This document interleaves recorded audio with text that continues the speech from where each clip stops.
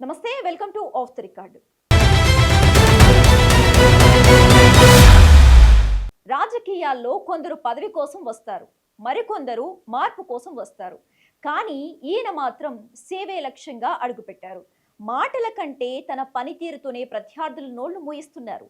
ఒక సాధారణ కుటుంబం నుండి వచ్చి రికార్డు స్థాయి మెజారిటీతో అసెంబ్లీలో అడుగుపెట్టిన ఆ లీడర్ ప్రస్థానం ఇప్పుడు ఆంధ్రప్రదేశ్ రాజకీయాల్లో హాట్ టాపిక్. సొంత పార్టీలోనే కొందరు బ్యాక్ స్టెప్పింగ్ పాలిటిక్స్ చేస్తున్నా వాటన్నిటినీ తన చిరునవ్వుతో ఎదుర్కొంటూ ముందుకు సాగుతున్నారు. ఆయనే కావలి నియోజకవర్గ డైనమిక్ లీడర్ కావ్య కృష్ణారెడ్డి. నియోజకవర్గంలో అసలు టీడీపీ ఉందా అని సందేహించిన చోట జెండాను రెపరెపలాడించిన సక్సెస్ స్టోరీ ఏంటో తెలుసుకోవాలంటే లెట్స్ వాచ్.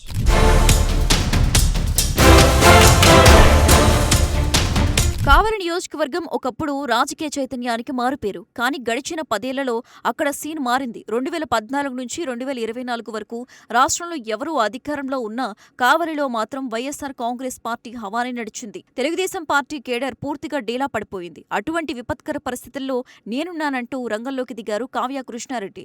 2024 ఎన్నికలకు ముందు కావలిలో టీడీపీ పరిస్థితి అత్యంత దారుణంగా ఉండేది. పార్టీ కార్యకర్తలు, నాయకులు భయం గుప్పెట్లో ఉన్న సమయంలో కావ్య కృష్ణారెడ్డి పగ్గాలు చేపట్టారు. ఆయన రాకతో కేడర్లో కొత్త ఉత్సాహం వచ్చింది. ఆయన ధైర్యమే కావలిలో సైకిల్ స్పీడును పెంచింది. రాజకీయాల్లోకి కొత్త అయినప్పటికీ ప్రజల నాడి తెలిసిన వ్యక్తిగా ఆయన ఇంటింటికి చేరువయ్యారు.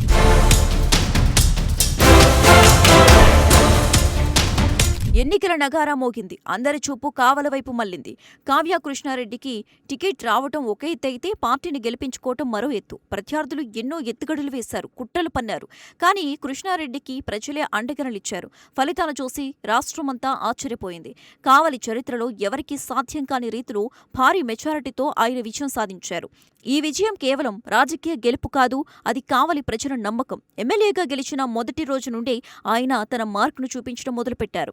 తనను నమ్మిన ప్రజల కోసం, ప్రభుత్వం నుండి వచ్చే నిధుల కోసం వేచి చూడకుండా తన సొంత నిధులు కోట్లాది రూపాయలు వెచ్చించి తక్షణ అవసరాలు తీర్చడం ప్రారంభించారు. సహాయం కోసం వెళ్లిన వారికి నో అనే పదం ఆయన నిఘంటువులోనే లేదని నిరూపించుకున్నారు.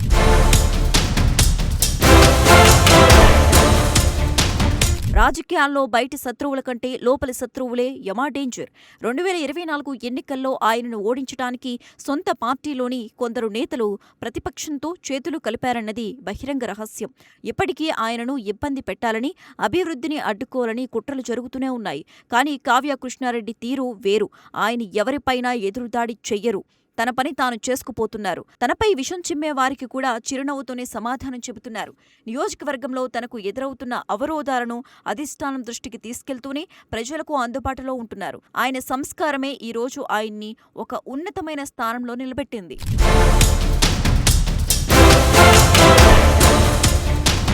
ముఖ్యమంత్రి చంద్రబాబు నాయుడు, యువనేత నారా లోకేష్ ఎప్పుడూ పనితీరుకే ప్రాధాన్యత ఇస్తారు. ఇటీవల నెల్లూరు జిల్లాలో నియోజకవర్గాల వారీగా జరిగిన ఒక రహస్య సర్వేలో కావలి అగ్రస్థానంలో నిలిచింది.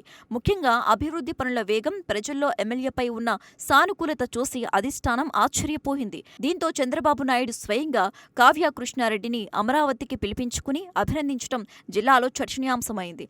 ఆయన పనితీరుకు ఫిదా అయిన సీఎం నియోజకవర్గ అభివృద్ధి విషయంలో కృష్ణారెడ్డికి పూర్తి స్వేచ్ఛను ఇచ్చారు. జిల్లాలో ఏ నియోజకవర్గానికి రానంత భారీగా నిధులను కావలికి కేటాయించడంలో ఎమ్మెల్యే లాబియింగ్ పట్టుదల స్పష్టంగా కనిపిస్తోంది. ఇది కదా అసలైన లీడర్షిప్ అని కార్యకర్తలు గర్వంగా చెప్పుకుంటున్నారు.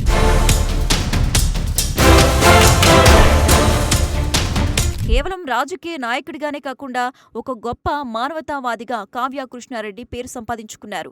పార్టీలకు అతీతంగా సహాయం అడిగిన వారిని ఆదుకోవటం ఆయన స్వభావం. ప్రస్తుతం జిల్లా రాజకీయాల్లో ఆయన పేరు మారిమోగిపోతోంది. రాబోయే కాలంలో మంత్రి పదవి రేసులో ఉన్న టాప్ 3 నాయకుల్లో కృష్ణారెడ్డి ఒకరని పార్టీ వర్గాల్లో గట్టిగా వినిపిస్తోంది. కావలి నియోజకవర్గంలో రాబోయే 15 ఏళ్ల వరకు ఆయనకు ఎదురు లేదని రాజకీయ విశ్లేషకులు అంచనా వేస్తున్నారు. కావలిని ఒక మోడల్ నియోజకవర్గంగా తీర్చిదిద్దాలన్న ఆయన కల సాకారమయ్యే దిశగా అడుగులు పడుతున్నాయి. సొంత పార్టీలో ఇబ్బందులు ఉన్నా, ప్రత్యర్థులు విమర్శలు చేసినా కృష్ణారెడ్డి తన ప్రస్థానాన్ని కొనసాగిస్తున్నారు.